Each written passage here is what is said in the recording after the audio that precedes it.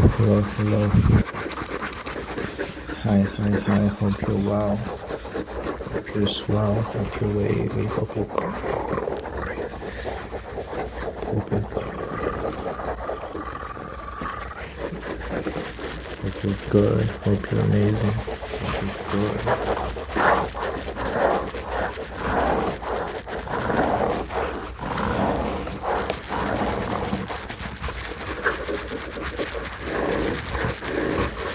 Hope you're amazing. Something I want to start doing is on this channel. Something I wanted to start doing is just sharing things I'm reading, learning.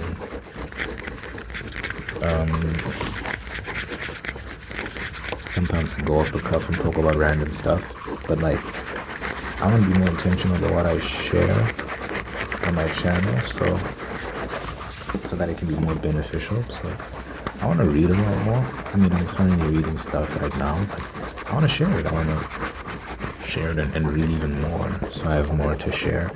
Maybe stuff I'm watching on YouTube. I watched some very interesting videos yesterday. I could always share on that. I watched a video about this guy who's living in Norway. He moved from the US to Norway, and he was talking about his experience there, the differences, the pros, the cons. So he was earning more money in the US than he's earning now in Norway, but he seems happier in Norway, even though he's living modestly. It's very expensive there, and his apartment is so tiny, but he just seems happy. So that's good for him. He's talking about his life story, how he got into trouble with the law in the US, made some mistakes when he was younger, spent 5 years in jail, and then moved to Norway because he'd broken up with his girl. But before he broke up with her, he'd always promise her, like, we're gonna move to Norway one day together, I'm gonna take you to Norway, yada. But they broke up before that happened, so he decided, let me go alone. So he went by himself, started a life there as a bartender, and he earns about $42,000 to $45,000 a year, somewhere around there, which is, it's modest, but he's getting by. Anyway, that's not even what I wanted to talk about today. That's not even what I wanted to talk about. He got into a whole bunch of things. He's talking about the amount of tax he pays. He pays a lot of tax. And I don't know if it's worth it, to be honest, because, they'll say things like, we don't need to get into that.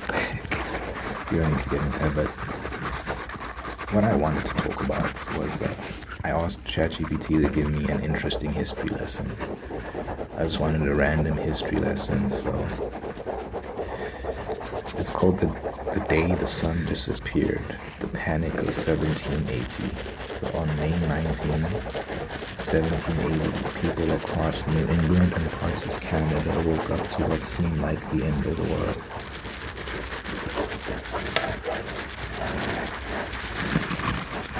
By noon, the skies had turned an eerie yellow, then a deep, impenetrable black.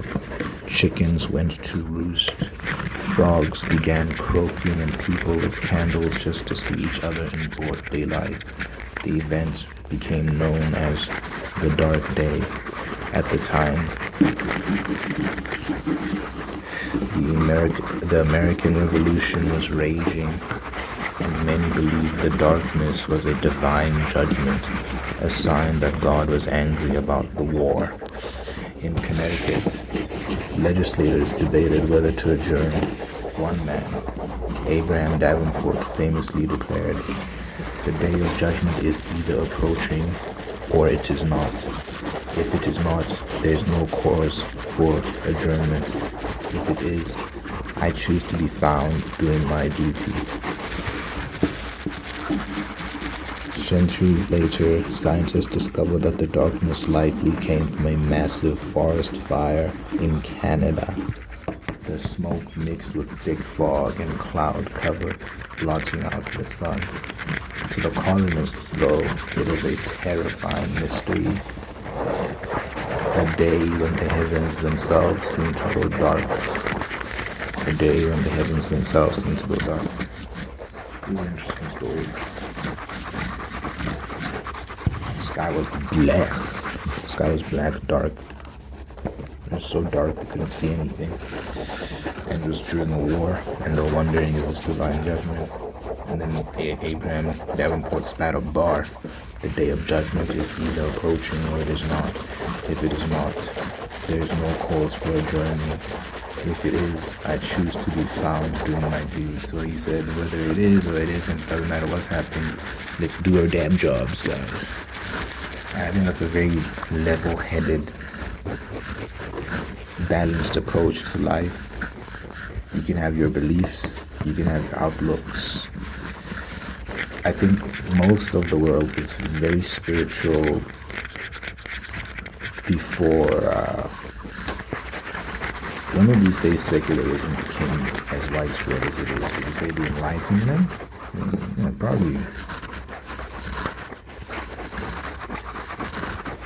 probably even a little bit after that. I think the world has gradually become more and more secular, and not to our benefit, I don't think. Not to our benefit at all.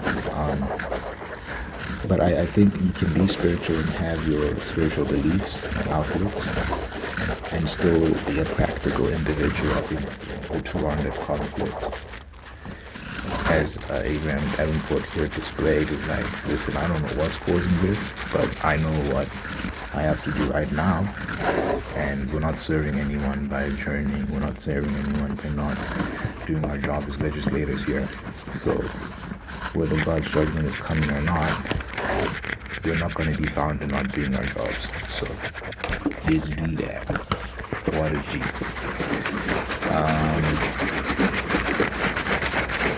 So yeah, I actually asked a question about like, what does this reveal about human psychology?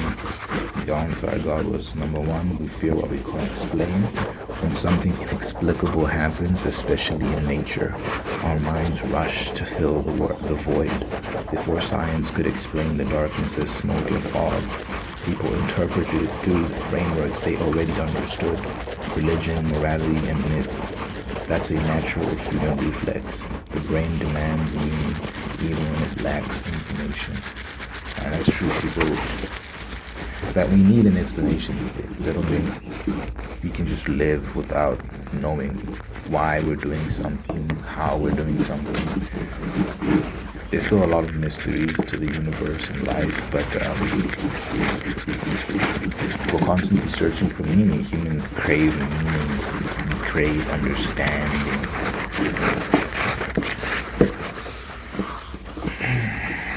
Which to me is evidence of something transcendental, right?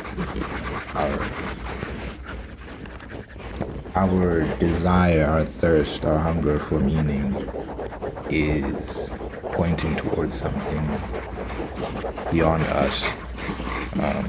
Because if it was true that we live in a meaningless universe, then I think it would follow that everything else would be meaningless. So it wouldn't make sense to try and make sense of things that don't make sense, if that makes sense. I think the fact that we can understand each other at all and understand the universe, the fact that the universe is intelligible at all, shows us that we're living in a system that is meant to be understood. It has meaning, and the meaning is imbued. Meaning is given, you know. Meaning is not incidental or coincidental. It has to be given.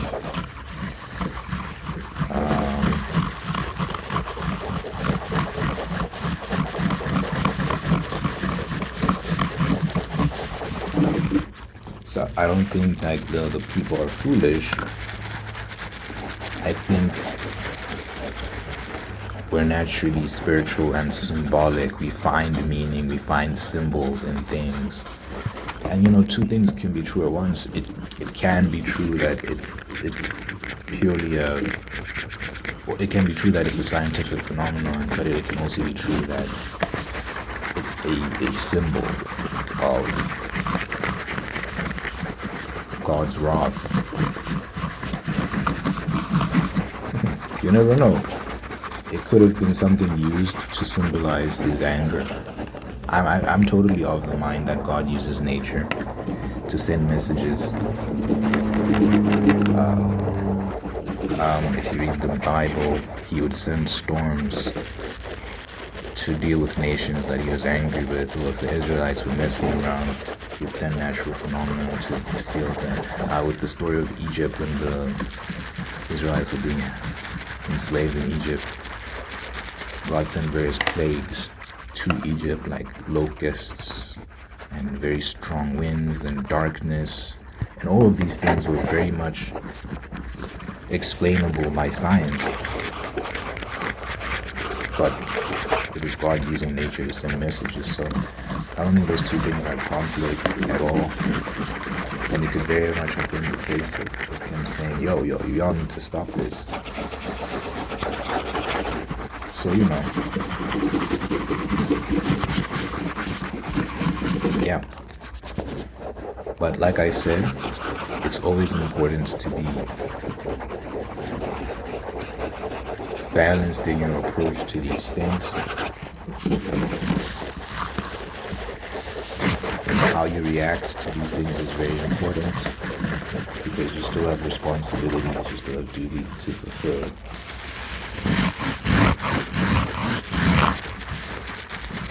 So you have to act appropriately in these situations.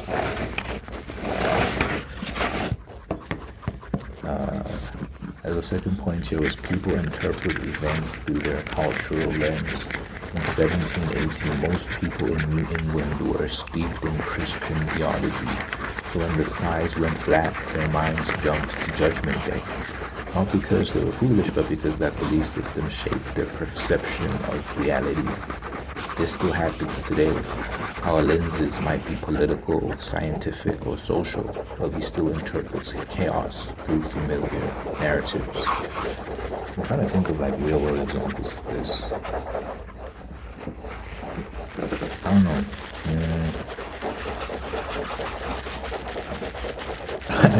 I don't know. I mean, with AI, as AI is becoming more prevalent, people keep talking about the mark of the beast, which is found in the book of Revelation, and how they're going to be implanting things in people. The UK is talking about what do they call it? These digital IDs. People are not happy about that, and rightfully so. People are saying this is the ushering of the mark of the beast and all this sort of things.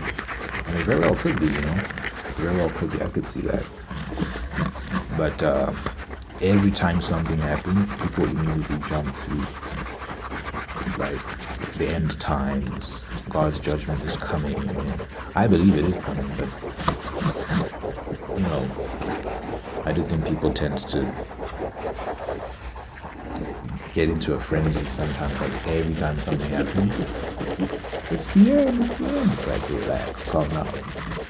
Who knows when the end is coming? I think it's our job to just do our job and fulfill our responsibilities to the people around us, to ourselves. Pursue your calling, live your life, and let the end worry about itself.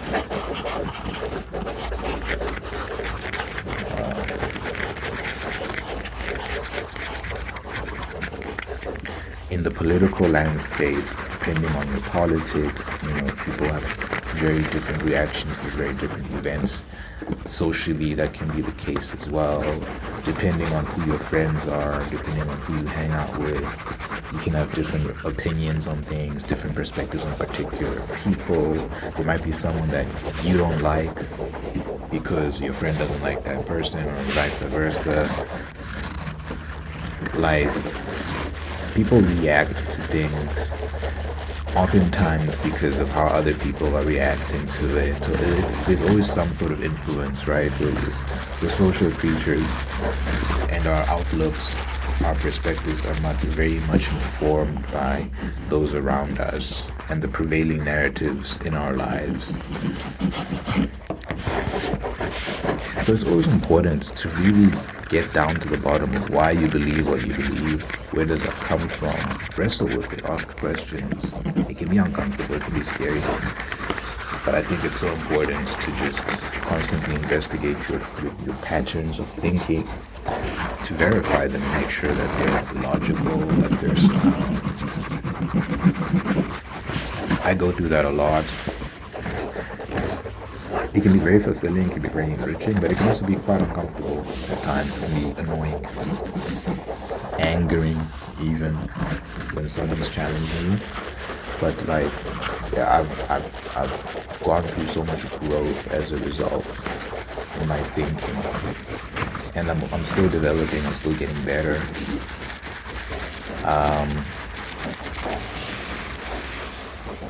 Yeah.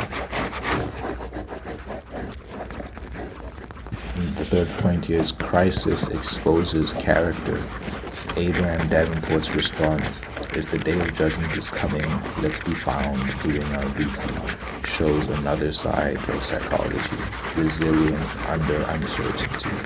Some people freeze or panic when the unknown looms.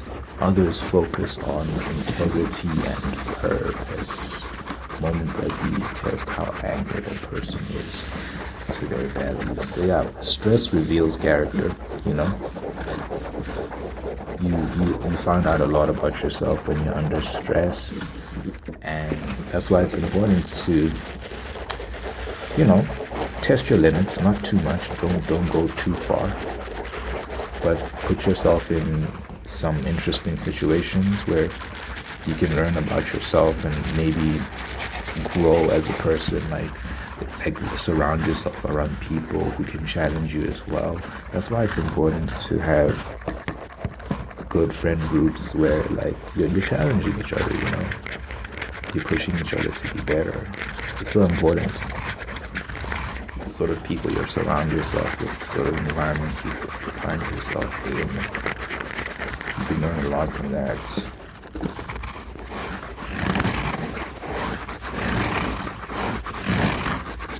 And this guy, this Davenport fellow, he led by example. He said, guys, like, regardless of the situation, we have a job to do. Let's do our job. And that's a great response in moments of chaos. So we should ask ourselves, who are we in moments of chaos, moments of turmoil? Number 4. Collective fear spreads faster than facts. Ain't this the truth? Before anyone could analyze the situation, mass panic spread across towns. Humans are social learners. When others look afraid, we assume there's danger too. It's a survival instinct that works well for predators or fires, but in ambiguous events, it amplifies hysteria. Yeah, this is true. This has been true throughout human history. When something crazy is happening, people stop being rational. They start fear-mongering. And it can lead to less than optimal responses and outcomes. It's so important to be measured in our response to these situations, to really sit and think, like, what's going on here? So when there's a lot of drastic changes in our lives, there can be fear. When there is some dramatic current events, there can be fear. And people don't really stop to think to themselves, wait, I can think of a bunch of major events in the past 5 years that really exposed how humans work and how most people think and behave. I can think of a couple. But yeah, I think it's always important, guys, when you're afraid, when you're stressed, when you're anxious, ask yourself if what you're thinking is rational. Conduct certain tests, project into the future, have conversations with people, listen to different people, consume different perspectives, be patient when you're listening to other people, so that you can really learn and get to the bottom of your own reasoning and whether it's logical or not. Because certain decisions made in these moments of stress, of fear, of chaos, they can determine the future, your future. So you don't want to make rash decisions, bad decisions, you know? You want to be logical, reactive. So that you're not ruled by fear, but you're ruled by logic, by faith that's rooted in reason. Very important. So don't be a sheep that follows the flock over the edge of the cliff. Be a human that sits and thinks and is like, wait a second, this is not smart. Can you even give any force and analyze?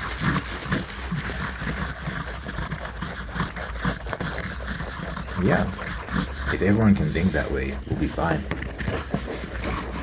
Unfortunately, a lot of people don't think that way. A lot of people fall into hysteria a lot of the time. Groupthink, crowd hysteria.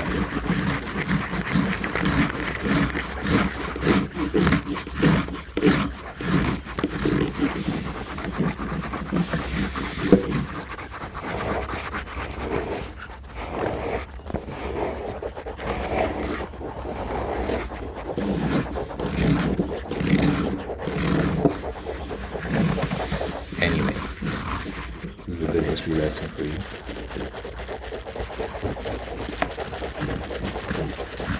There's a short summary here about that whole scenario revealed about human psychology. It says, we search for meaning, lean on shared beliefs, reveal our character, and catch emotions from each other like wildfire.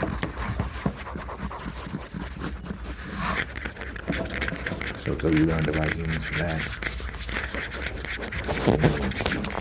Means let me know it's so different. Making them whole, unique, peace, prosperity, and purpose.